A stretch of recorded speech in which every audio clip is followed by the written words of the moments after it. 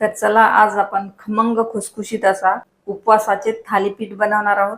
तर इथे मी हे 2 वाटी भगर घेतलेला आहे आणि 1 वाटी साबुदाणा घेतलेला आहे। तर 2 वाटी भगर मध्ये 1 वाटी साबुदाणा टाकायचा आहे।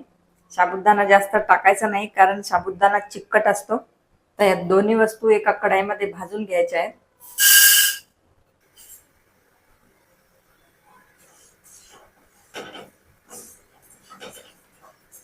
भगरला आणि साबुदाण्याला जो ओलसरपणा असतो, ओलसरपणा निघेल तोपर्यंत भाजून घ्यायचा आहे।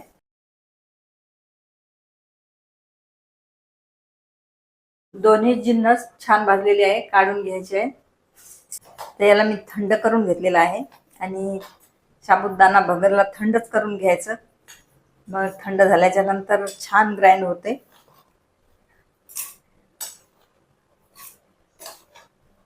आता याला ग्राइंड करून घ्यायचं आहे। तर अशा प्रकारे ग्राइंड करून घेतलेला आहे, एकदम बारीक असं। याला चाळून घेऊया।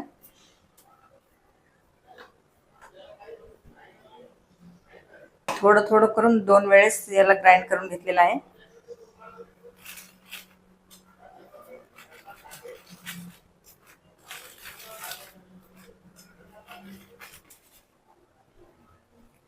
तर इथे मी हिरव्या मिरच्या, जिरं आणि अद्रकला ठेचून घेतलेला आहे।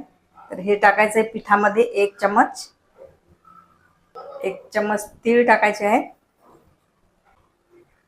चवीप्रमाणे टाकायचं आहे उपवासाचं मीठ।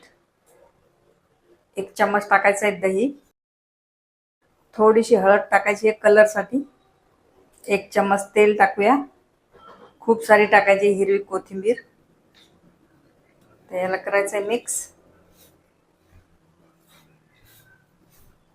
त्याच्यामध्ये पाणी टाकून सैलसर असा गोळा मळून घ्यायचा आहे।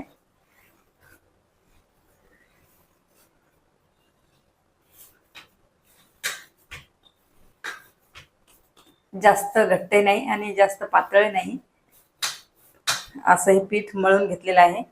एका पोळपाटावर सुती कपडा ओला करून ठेवलेला आहे आणि अशा प्रकारे याला थापून घ्यायचं आहे कपड्यावर। पाण्याचा हात लावून छान थापून घ्यायचं आहे। बोटाने असे मध्ये होल करून घ्यायचे आहे।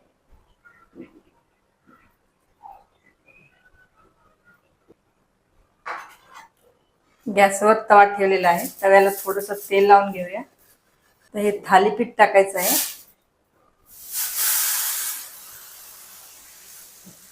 याला उलट पलट करून दोन्ही साईडने छान भाजून घ्यायचं आहे।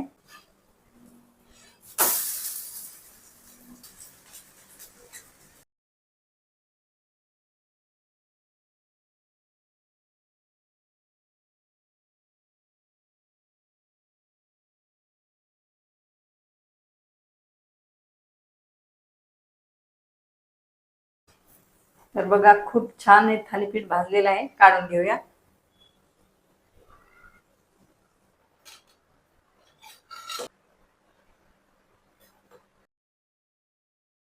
बघा देवी हरसाजीनं खूप छान थालीपीठ झालेलं आहे। घेतलेला आहे दही। तर याला तुम्ही हिरव्या चटणी सोबत खाऊ शकता किंवा एखादी आमटी बनवून खाऊ शकता किंवा दह्यासोबत खाऊ शकता। एक तोडून पण दाखवते।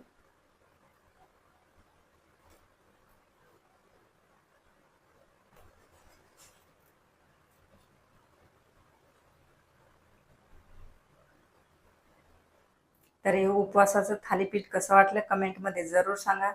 रेसिपीला लाईक, शेअर, सबस्क्राईब जरूर करा। तर मग चला भेटूया अशाच एका नवीन रेसिपी सोबत। तोपर्यंत बाय बाय।